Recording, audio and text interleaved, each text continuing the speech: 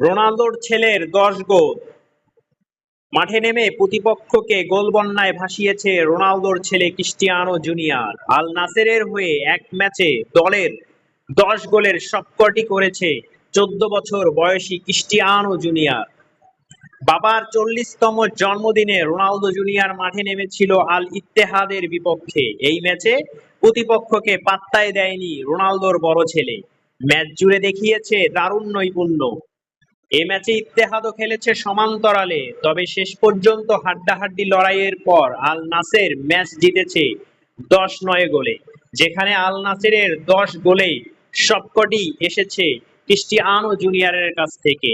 এদিন ম্যাচের প্রথমার্ধেই ৪ গোল করে রোনালদো পুত্র, আর বিরতির পর তার কাছ থেকে আসে আরো ৬ গোল। রোনালদো জুনিয়র গোলবন্যার মাতার ঘটনা অবশ্য আকস্মিক কিছু নয়। আগের ম্যাচে আল হেলালের বিপক্ষে আল নাসেরের ৭-০ গোলের জয়ে সব গোল করেছিল রোনালদো জুনিয়র। অর্থাৎ ২ ম্যাচ মিলিয়ে ক্রিস্টিয়ানো জুনিয়রের গোল ১৭টি। অবিশ্বাস্য বটেই।